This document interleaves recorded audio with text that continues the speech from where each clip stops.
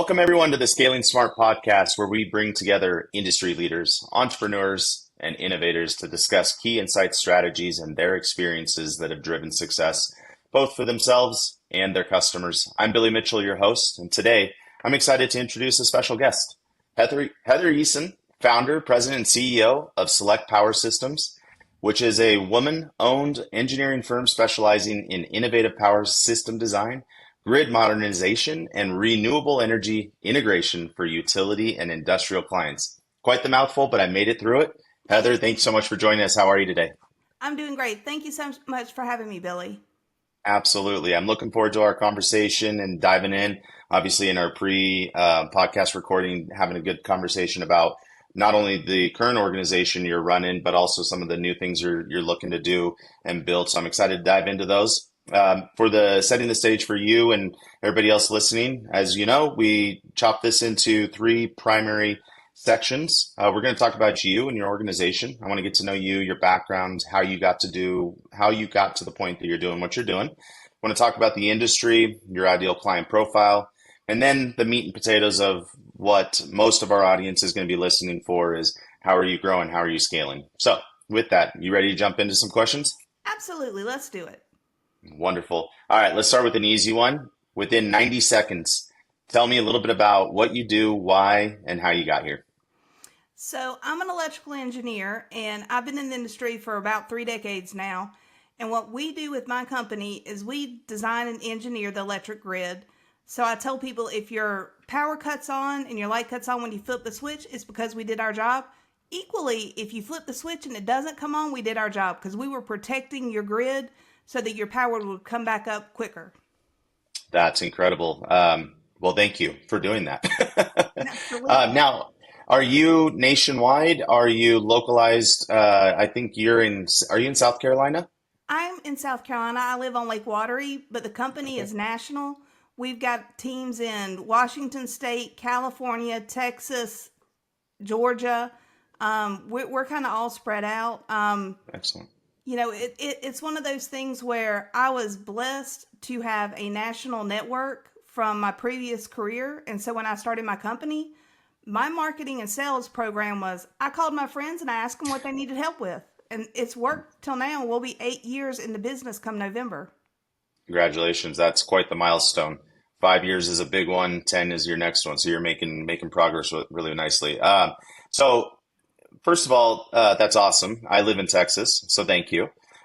Second of all, with an engineering background and starting an organization like this, I feel like that's got to be quite the journey. How did you get to the point that you started your company? So it's a really crazy story. So I was working as director of engineering for another firm. And I started getting these weird phone calls about, hey, we hear you're starting your own company. I think that's great. And I'm like, no, I'm not starting my own company. I don't know what you're talking about. And, you know, all these rumors were going around that I was starting my own company, and I absolutely was not. And I wasn't even thinking about it. And the company owners actually fired me. I was fired from my job because they thought I was going to become competition. And so I walked away. It planted a seed.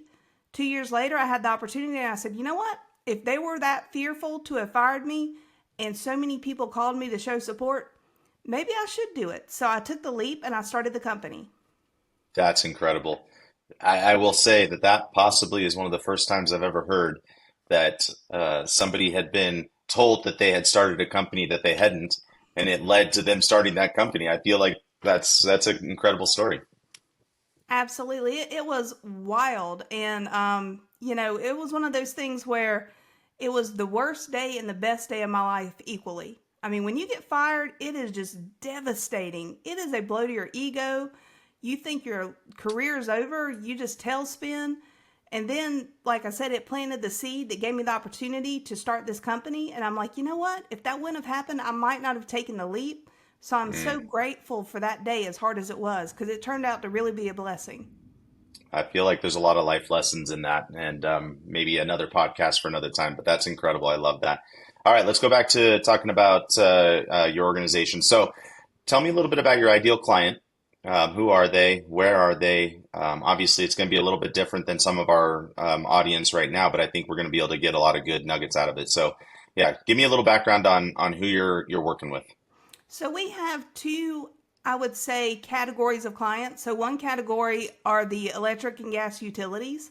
So it's the CPS, the Duke Energy, the Southern Company, the SDG&E, PG&E, Puget Sound Energy. It's those large electric and gas utilities. But we also have a secondary client, which are prime engineering firms that serve those clients.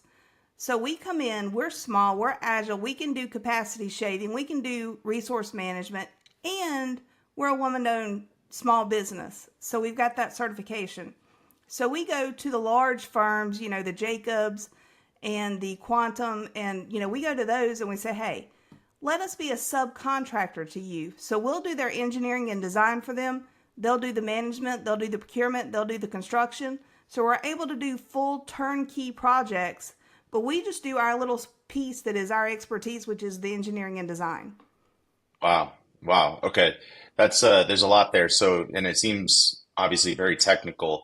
So I think this would actually be, well, no, I was going to jump right into the sales, the growth and all that because I'm excited to learn really what you do with that. But slow down. Let's talk about your industry. So how competitive is this? How are you standing out? Obviously, being a woman-owned organization is really powerful and incredible. And as you and I briefly chatted before, especially being in a very male-dominated industry. So, give us a little bit of background on the industry as a whole and how you're standing out. Yeah, so it is there. It's hard. There's a lot of competition, and the industry has gone through phases where small firms can start and get a little bit of traction, and then the large firms come in and acquire them and gobble them up, and then so you'll have half a dozen big boy companies, I call them, and I'm at that phase right now where I'm starting to get daily emails, text, phone calls. Hey, we want to buy you. I posted on LinkedIn today. I'm like, hey, I'm not selling. I appreciate the interest, but I am not selling. I'm not looking to sell. So how do we stand out? I think we stand out. I had a client earlier today that I was talking to, and he told me the reason why he uses me and has since 2018, and he will continue to come to me is because I have some of the best talent. I have some of the best engineers and designers in the industry. And you say, well, why do you have that? Well, number one, it's network and reputation. Number two, we are a fully remote workforce. We don't have a brick and mortar. We're able to keep overhead down. We're able to take that money and reinvest in our people. Employers are the foundation, and we want to take care of them. And there's something really nice about being able to say, hey, you can have a career and you can be a mom. You can be at home. I don't care when you work. I don't care where you work. I had one guy, he had insomnia. He would work from 2 to 4 a.m. every day. And I'm like, hey, if your production's good, your quality's good, and the client's happy, I don't care. If you've got a sick kid one day, you don't have to clock in at 8 o'clock. Clock in at 9 o'clock and then fit that hour in somewhere else. And so having that flexibility and the fact that, I'm not having to be geographically restricted. I'm not telling people they got to relocate and they got to move. I think that gives me the opportunity to bring in the best and the brightest of this industry. Yeah, that's really powerful that you can offer that. And my wife actually just recently started running an organization that provides that flexibility as well. We've got two boys, and we never know when we're going to get a call that one of them's sick or something happened or whatever the case might be. It's nice that we can have that flexibility. So very cool that you're able to offer that. As far as the industry and then obviously the clientele, what are some of the biggest challenges that they're facing that you're able to come in and support them? So what are the problems that you're solving for your customers? Probably the biggest thing is that the electric power grid has been patched for a very long time. And we're getting ready to add a tremendous amount of new generation to support data centers. And so we come in and we say, okay, let us do an analysis. Let's figure out what you need and what the best solution is so that we can help you to, really modernize and strengthen that grid so that you can provide the reliability to your clients. And we can do it at an affordable cost to keep the rates down for, every homeowner. You don't want to tell a homeowner, hey, your power bill is going to go up $200 a month because Google's putting a data center down the road. That's not the best way to go. So we come in and we say, okay, let's look at the reliability and also the affordability. Let's make sure it's the right solution for the grid overall. And clients love that. Clients love the fact that there have been occasionally, it doesn't happen often, but occasionally a client will send out a RFP, which is a request for proposal, and I'll look at it, or one of my senior people will look at it and they'll say, we know your infrastructure. Maybe this isn't the best solution at this time. And we'll actually go back and say, hey, would you be willing to entertain an additional offer? We'll bid this. If you want us to do this, we'll do it. But we think there might be a better solution. Would you allow us to also submit that? And clients love that. And it's really worked out well for us. That's very cool. And I like that idea of coming back to an RFP with an alternative solution. I think that's going to help organizations stand out. We do RFPs often, especially we have a lot of experience historically with colleges and universities, and especially the public ones, they have to put out RFPs and they're laborious. They take a lot of work and a lot of time, but being able to come back and say, hey, we've got this other thing that might be better for you guys. I think that's going to help you stand out. That's very cool. So, and actually another thing too, AI has been a huge talking point in my podcasts, and obviously just generally. And I don't remember where I read this, but it was an article about the fact that AI will cap based upon the available energy and energy resources and infrastructure. So I could absolutely see the importance of what you do, especially as AI and other data centers. And maybe I'd be curious your thoughts too. Maybe even the electric vehicle market. Are you seeing that that's part of the situation as well? Yeah, so I actually started a sister company to Select Power Systems, Select Renewable Systems. And the reason why I started it is because I had so many requests, and not just for solar but floating solar and EV charging stations. And so I was like, you know what, it's what we do, but I think it'd be better to spin it off so it has its own brand and its own identity. So I started another company. Now my team still supports it, so you still have the expertise of the engineers and designers on the team. And I'll be honest with you, Billy, EV charging is easy compared to what we do. You can Sure. honestly be a good skilled technician and do an EV charging station design. You don't have to be an engineer to do those. And so it's interesting that, the way the industry is going, we have the technology, we have the manufacturers, but we just don't have enough of the infrastructure yet. And so we need to add more infrastructure. If we're going to truly be able to support an EV market, we've got to put more of these stations in. They've got to be more readily available. Yeah, I agree. And I've heard that quite a bit. And actually on another podcast, I interviewed a lady who was running an EV installation organization for like apartments and HOAs, and it's pretty incredible what they're doing. So I can imagine it's um, the need that they have. I'm sure you can fill really really well. So that's good. Hey, let's talk about the industry one more, or sorry, rather I have one more question about the industry, and then I want to jump into that growth and scale. So where's your industry going in the next 5 to 10 years? And if you think 5 to 10 is too far, too long, let's look at the next 3 to 5 years. Yeah, so honestly, we are at a transition with energy where we have got to decide what we're going to do. Are we going to continue this green energy movement where we're closing all of the coal generating stations? Or are we going to do a mix? Are we going to do a blend? I believe we're going to have to blend it. I don't think we can support the power load that we're going to have unless we say, okay, we're not going to, you know, send all these coal units out to pasture. We need to put a little bit of money in. We need to put scrubbers on there, precipitators on there. We need to clean up the process. And we can, by the way. Coal can be clean. But you got to invest a little bit of money and you got to do a little bit of capital projects on it.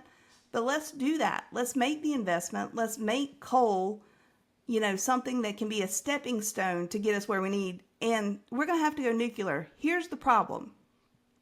We don't have the expertise in the U.S. And boy, that is a loaded statement. I've got a lot of friends that hate when I say that, but it's true.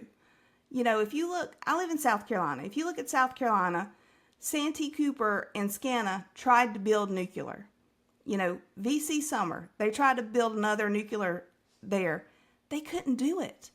They could not do it. They had so many cost overruns, and they didn't know what they were doing. They didn't have the oversight.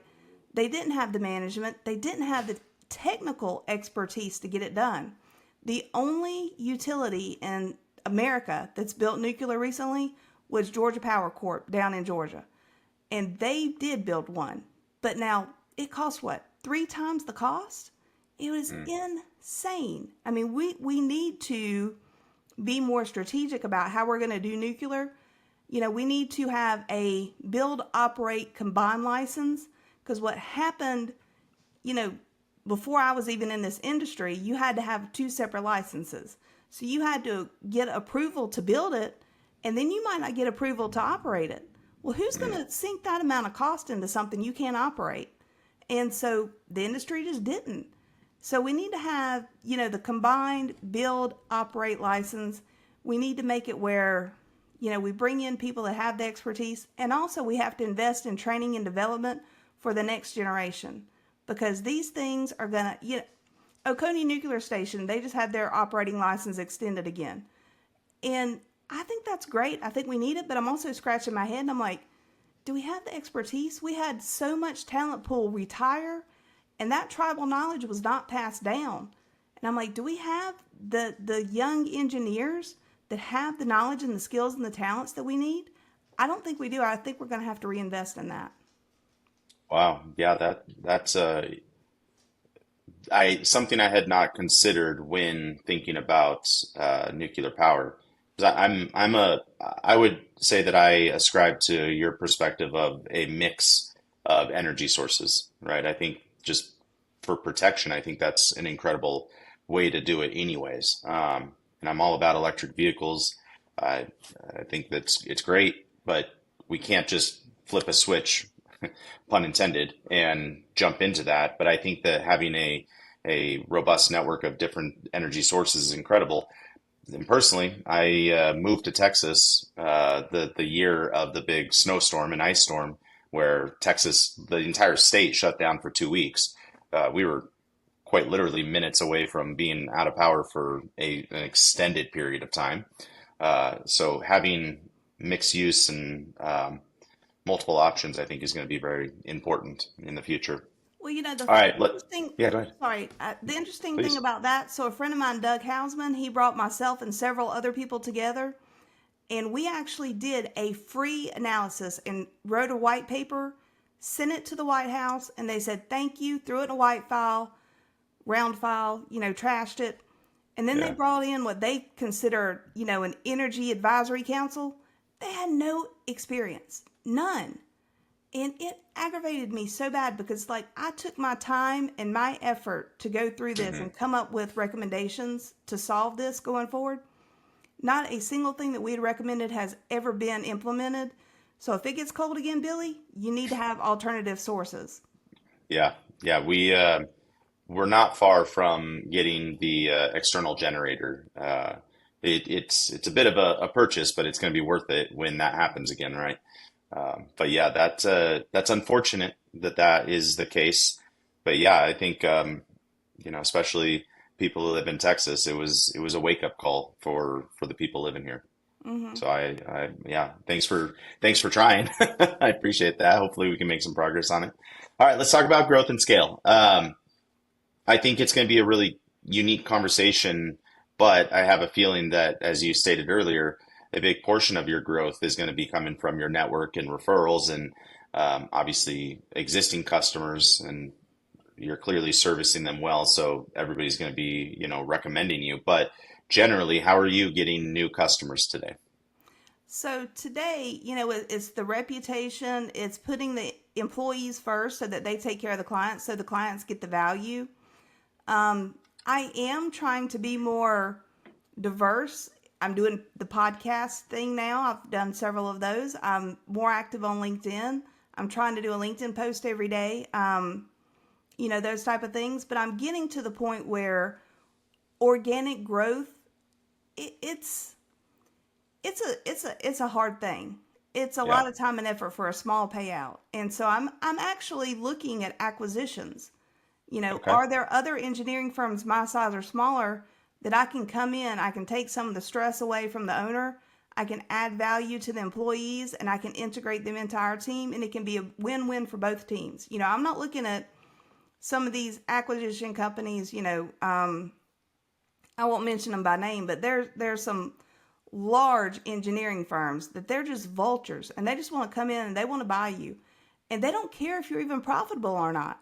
They just look at you and say, "Hey, you've got talent. I want your talent and I'm willing to pay for it." And they don't necessarily treat their employees with the, respect and take care of their employees. We're a small company, but we have all the benefits of the big boys. I've got the 401k matching, we've got all the health plans. Heck, I even have pet insurance options.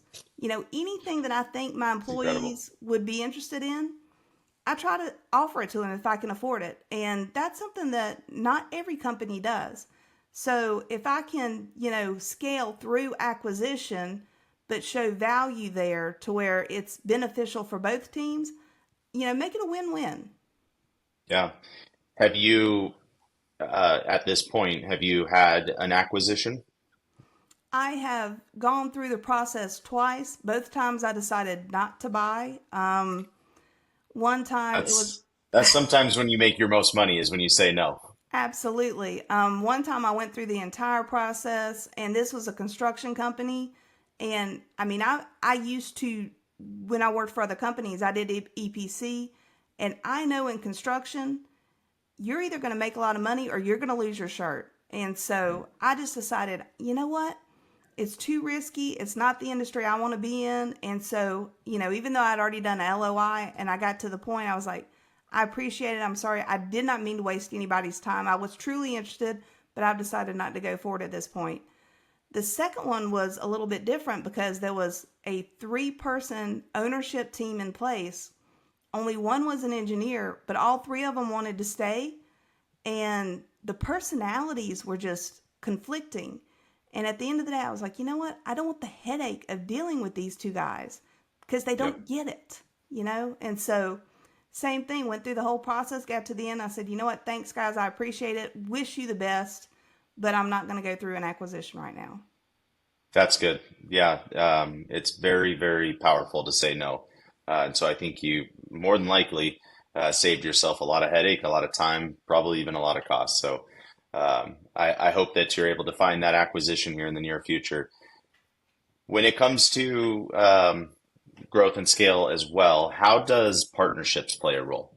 Obviously, I can imagine some of your clientele um, are partners, but talk to us a little bit about how you work with partners. What does that look like, and how are you helping each other grow? Yeah, absolutely. It's funny. One of my friends was the first person I told outside of my family that I was starting my company. And he was in an upper management position at one of the firms. And he's like, "Hey, I want to bring you in. I want to partner with you. I want to work with you."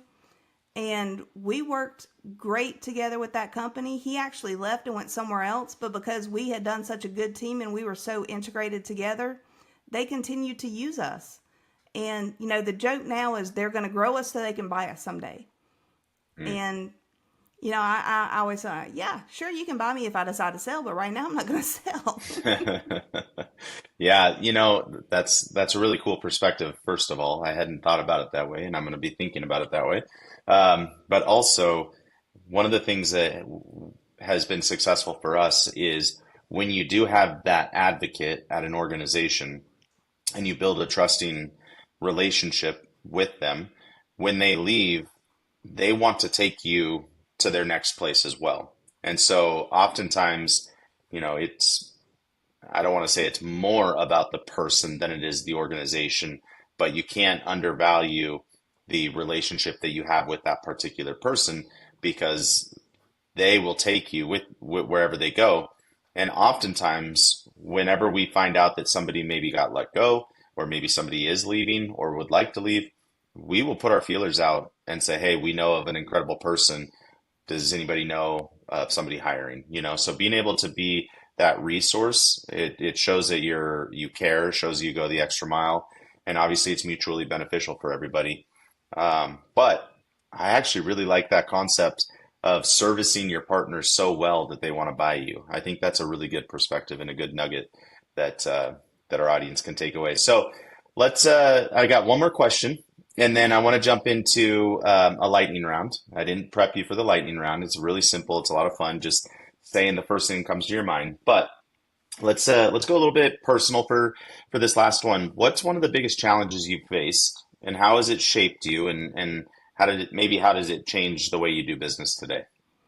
Probably my biggest challenge was being a female and a mom in a male dominated field. I've got 4 kids, and I've been through every struggle you could imagine working with a lot of males. And so that's why my passion now is I've started a coaching company.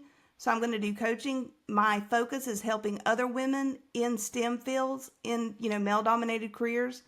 I've been there, done that. I've got the t-shirt. Let me help you learn from me and what I've been through, because I've done it right and I've done it wrong. And if you can learn from what I've done right, or more important, you can learn from how I failed so you don't fail. I think there's a lot of value in that. So I'm actually going to start coaching.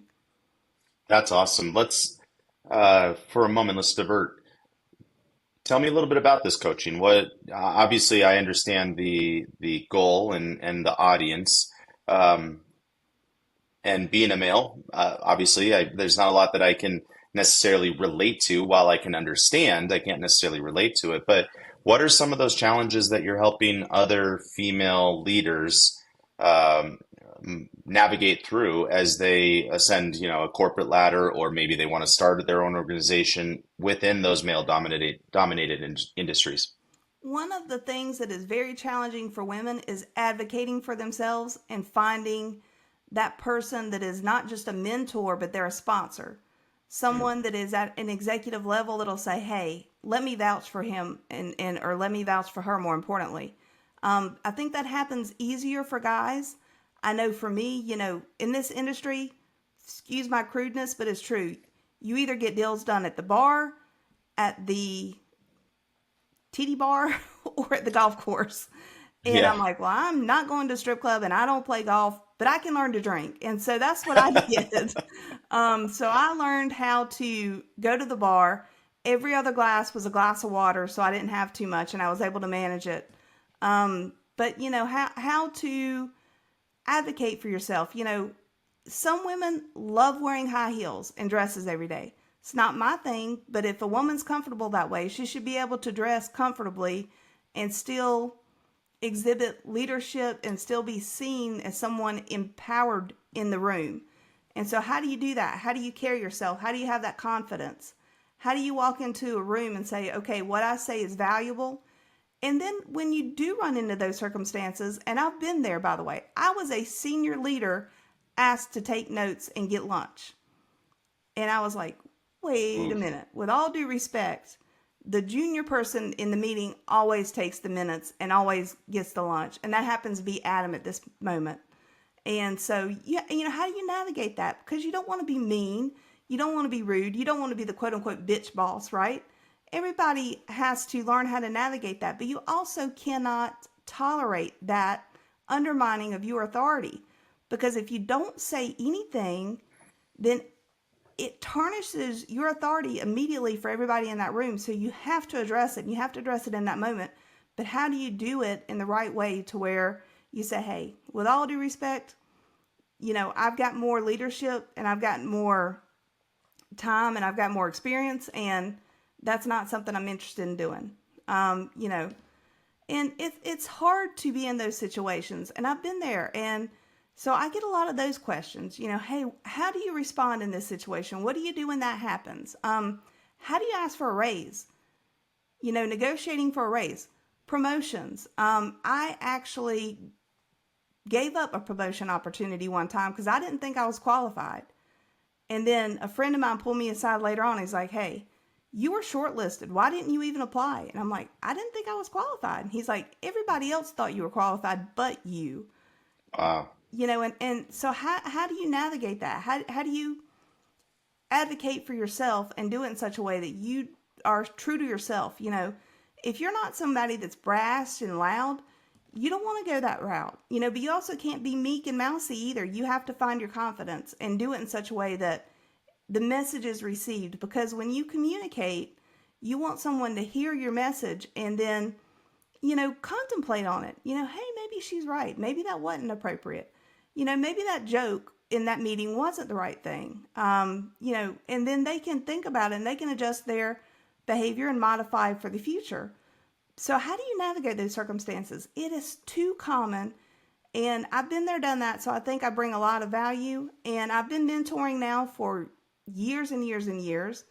And, I actually had one of my mentees say, "Hey, you give great advice. Why aren't you charging for this? Because it's valuable." And I'm like, you're right. Maybe I should. So then I looked into it and I was like, yeah, I'm gonna start coaching. And and that's really cool to have someone that you're giving a free service to ask you why you're not charging them. Yeah. Yeah, that's incredible. And I think there's a lot obviously there, but another kind of nugget for the sales and marketing and growth is giving before you get, right? Giving before you receive, and providing such an incredible value that people say, "Hey, you're not charging enough. You need to charge more," whatever the case might be. But being able to get yourself to that point that your audience is asking for more, I think is really incredible, which you're clearly well on the pathway for that. And I think that's a great place to end that portion of the podcast, because ultimately, I think if anybody's listening to this, Heather is the right person to reach out to if you're a female looking to grow in a male-dominated society or industry, more said. So, but for that, let's jump into the lightning round, and I'm going to ask you a series of questions. Just say whatever the first thing comes to your mind. There's no right or wrong answer. But yeah, you ready? Sure. Awesome. All right, coffee or tea? Neither. Okay. What's your I go-to? I am trying to be healthy, and so I drink water all day long. I'm, you know, Good. and I'll be honest with you, Billy, I've never been a coffee drinker. People think I'm weird. I hate the smell of coffee. I actually threw away our coffee maker early on in our marriage, and my husband was livid. He's like, "Why'd you throw in my coffee pot?" I'm like, "'Cause it smelled." And he's like, "Yeah, it smells like coffee. That's a great smell." And I'm like, "I hated it." And he's like, "Well, I like coffee," and he does coffee every day. It's a morning ritual. He drinks coffee, and so thank goodness Keurig came out where you could do the one pot or the one cup.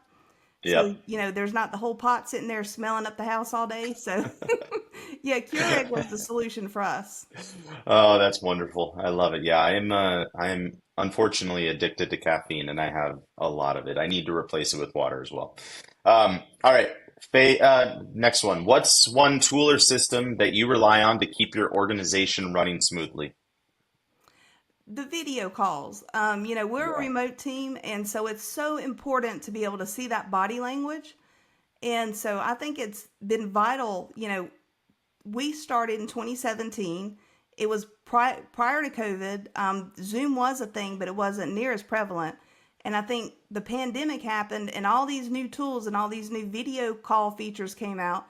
And it's really benefited us. We were already doing remote and we were already doing video calls.